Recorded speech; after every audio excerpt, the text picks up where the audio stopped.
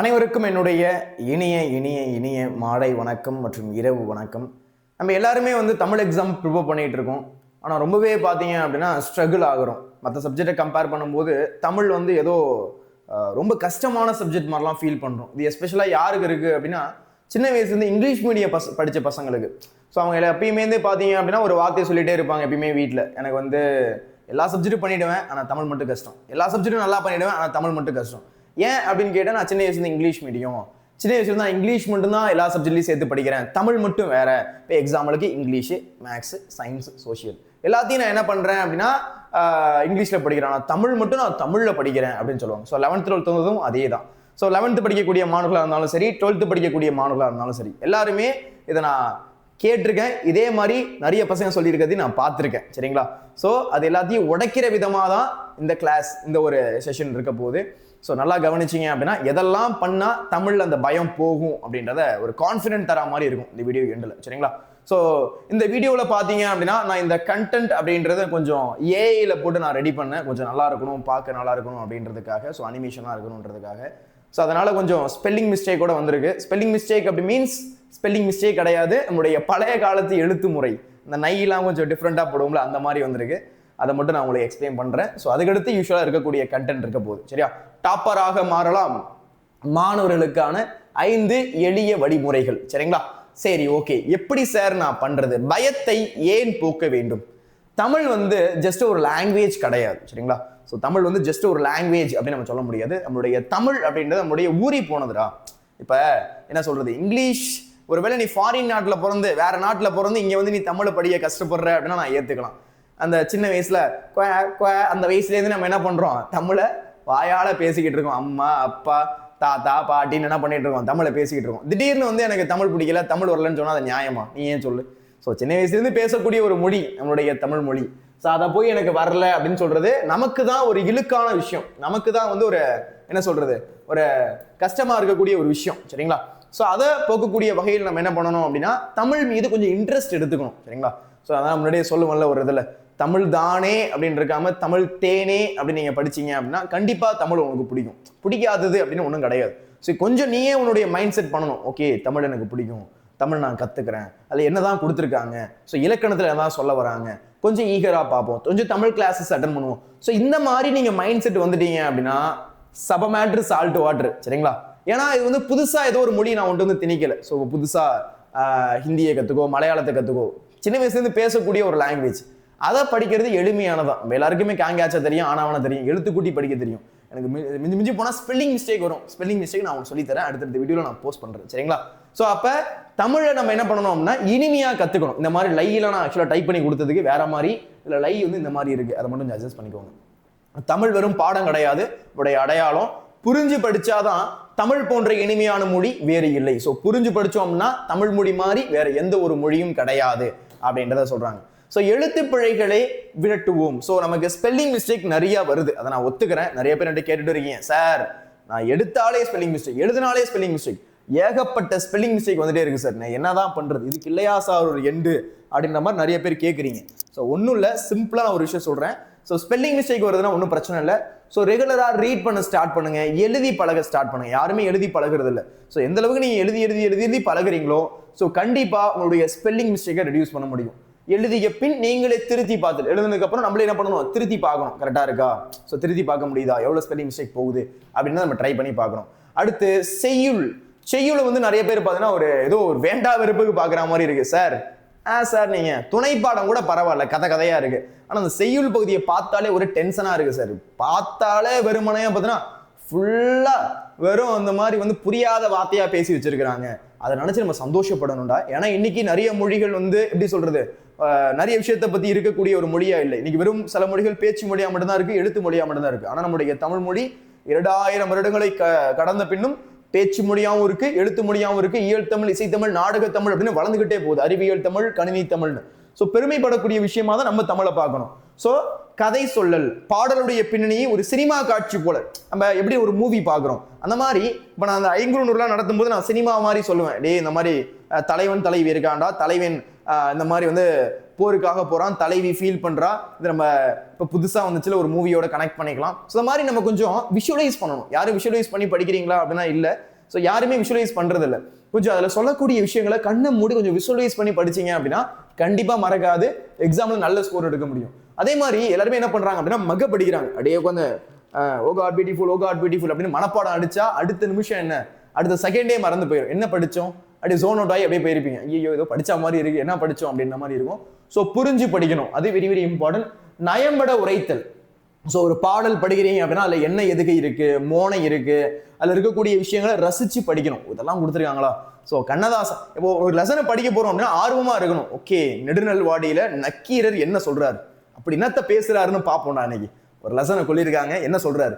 Okay, ஐங்குறுநூறுல இந்த மாதிரி காதலை பத்தி என்ன பேசுறாங்க இன்னைக்கு தெரிஞ்சுக்கலாம். ஸோ இன்னைக்கு இருக்கக்கூடிய காதல் தெரியும், 2000 வருஷத்துக்கு முன்னாடி காதல் எப்படி இருந்துச்சு இன்னைக்கு தெரிஞ்சுக்க போறோம். ஸோ அதெல்லாம் ஒரு தெரிஞ்சிக்க வேண்டிய விஷயம் தானே. ஸோ கொஞ்சம் ஈகரா கொஞ்சம் ஆர்வத்தோட படிச்சீங்க அப்படின்னா உண்மையிலேயே சூப்பரா இருக்கும். ஸோ அதே மாதிரி இலக்கணம். ஸோ எப்படி மேக்ஸ் எக்ஸாம், மேக்ஸை பொறுத்தளவு நீங்க போட்டு பார்த்து அதை நீங்க வந்து ப்ராக்டிஸ் பண்றீங்களோ அதே மாதிரி தான் கிராமர், தமிழ் இலக்கணம் அப்படின்றது அதே மாதிரி தான். ஆனா நிறைய பேர் என்ன பண்றாங்க, தமிழ் இலக்கணத்தை உட்காந்து மக்க படிக்கிறீங்க. சார் கொடுங்க சார் தமிழ் இலக்கணத்தை இப்பவே பாருங்க சார், படிச்சு முடிச்சு கரைச்சு குடிச்சு அப்படியே எழுதி காமிக்கிறேன் அப்படின்ற மாதிரி பண்றீங்க. தயவு செய்த ஒரு தவறான விஷயம்.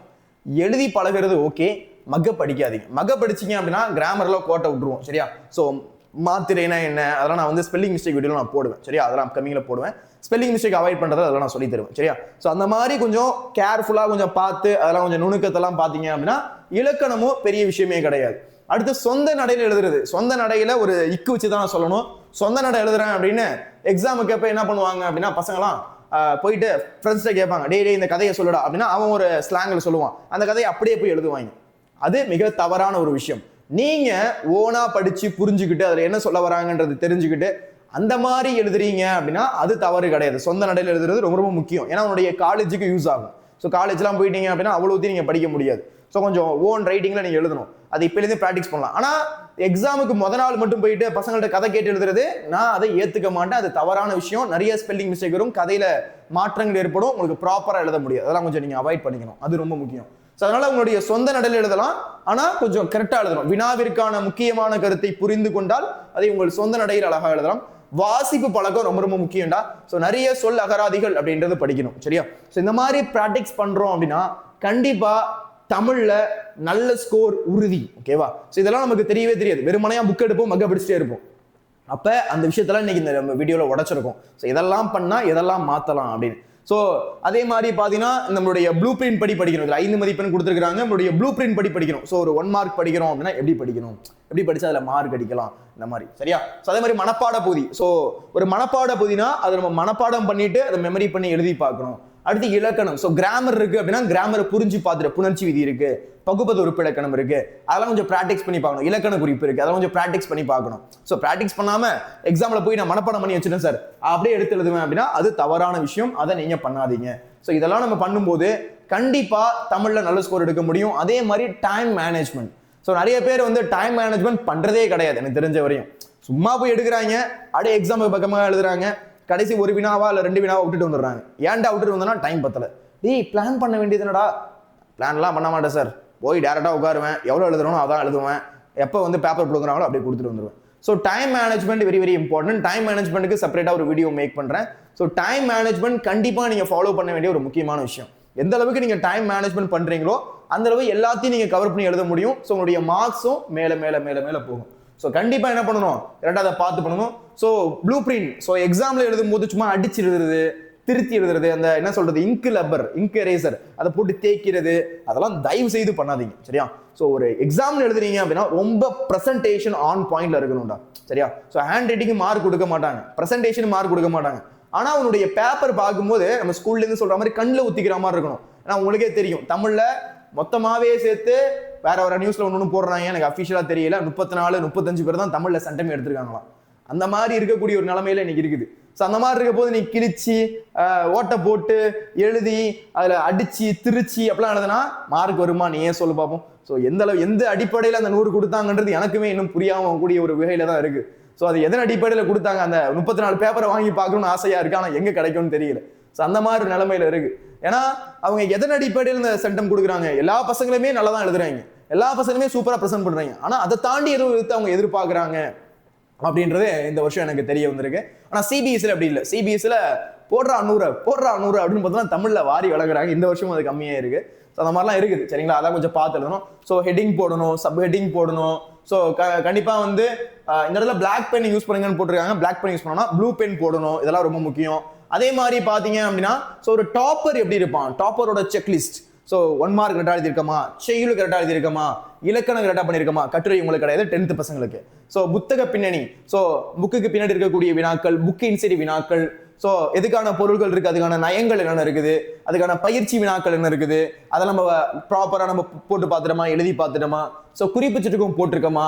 அடுத்து வந்து தெளிவான விளக்கம் இருக்கணும். எல்லாத்துக்குமே ஷார்ப்பான ஆன்சர் இருக்கணும். சும்மா அப்படியே மொட்டையா எழுதுறது, புரியாத மாதிரி எழுதுறது, அதெல்லாம் ரொம்ப ரொம்ப தப்பு.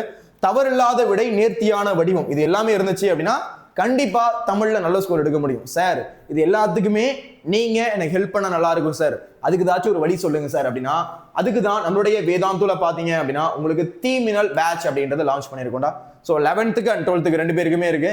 ஸோ நீங்க 11th படிக்கிறீங்க அப்படின்னா உங்களுக்கு 12th படிக்கிறீங்க அப்படின்னா 1 இயருக்கு 2299 ரூபாய் சரியா. 2300 ரூபாய்க்கு பாத்தீங்க அப்படின்னா உங்களுக்கு நானு, யானியன் sir, Shavani ma'am, Asha ma'am, ஜனஸ்வதி மேம் எல்லாரும் சேர்த்து உங்களுக்கு தேவையான கட் ஆஃப் சப்ஜெக்ட்டுக்கு தமிழ் பிளஸ் இங்கிலீஷ் வந்து எக்ஸாம் டைம்ல சரியா எல்லாத்தையும் சேர்த்து உங்களுக்கு சப்போர்ட் பண்ணுவோம். நீங்க 11th படிக்கிறீங்க அப்படின்னா 11th பசங்களுக்கு பாத்தீங்க அப்படின்னா 3000 ரூபாய் சரியா, 2 வருஷத்துக்கு சேர்த்து 11th + 12th சரியா, 2 வருஷத்துக்கு சேர்த்து 3000 ரூபாய்க்கு பாத்தீங்க அப்படின்னா உங்களுக்கு எல்லா சப்ஜெக்ட்டையும் கிளாஸஸ் எடுத்து கொடுப்போம். புக்ஸோட வேணும்னா செக் அவுட் பண்ணி பாருங்க.